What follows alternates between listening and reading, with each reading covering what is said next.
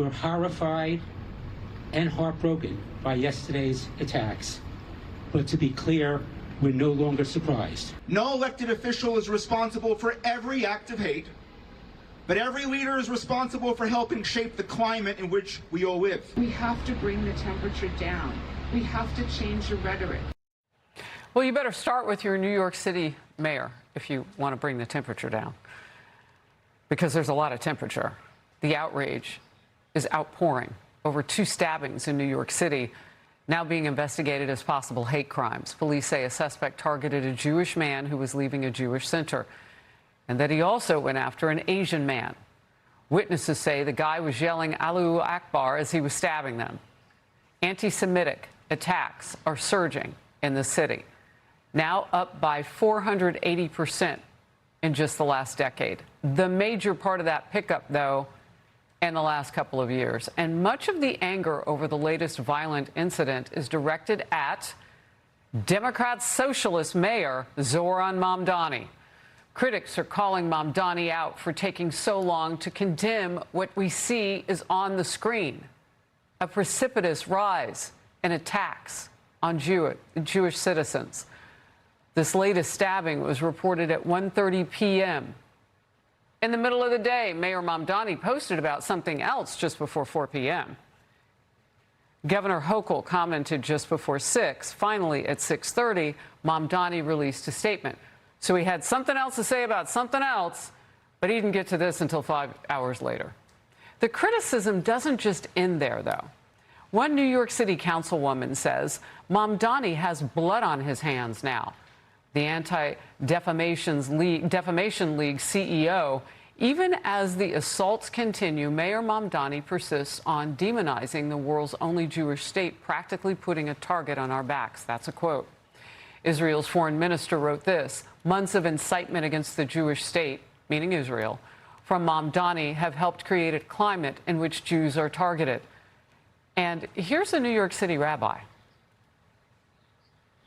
How a person could stab someone with a screwdriver and scream Allahu Akbar in the heart of New York City? Well, the answer is because we have a mayor and a apparatus that is allowing anti-Semitism not only to go unchecked in the city, but it is also lauding it, applauding it, exciting it, backing it. You say that you're not an anti-Semite. Prove it. You seem to be very quick to get in front of a camera for every other thing except for Jews. This is people's lives. Stop. About face. Take responsibility for what you're creating. Well, you can feel the frustration and the pain in this, of being targeted like this. And if you think that the anti-Semitism that's tied to Israel doesn't affect us, I mean, this is the largest place where Jewish citizens live in the world, next to the Jewish state of Israel.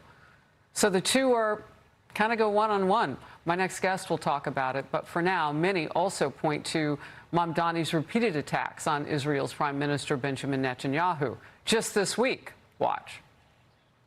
I believe that Prime Minister Netanyahu belongs in The Hague. He's a war criminal. And he's the subject of this arrest warrant for alleged crimes against humanity, for war crimes, and he's the architect of the genocide against Palestinians in Gaza as Israel's prime minister. And I want to be equally clear. Benjamin Netanyahu is not welcome in New York City. I will not be welcoming Benjamin Netanyahu or any other war criminals when they come to this city. I can also look at Benjamin Netanyahu and see the way that he has orchestrated this genocide and also deem him to similarly be a war criminal. Well, Netanyahu is going to the White House, so we'll cover that. All right, Fleischer, former White House press secretary and Fox News contributor, your top-line thoughts today. This is so deeply troubling to me. This is my neighborhood, Harris. This is where my mother grew up and my grandparents came to when they came to this great country. 86th Street between Central Park and Columbus Avenue. The attack took place on 86th Street. It looks like Amsterdam.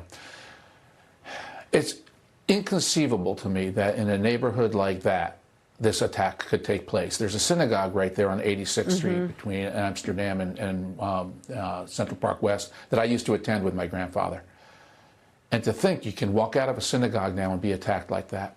The criticism of the mayor is 100% on target. Every time he says genocide, every time he says war criminal, he is incentivizing people who are crazy to go out and do crazy things and engage in violence. That man needs to look in the mirror and realize he's playing a role in creating an environment for these attacks to take place.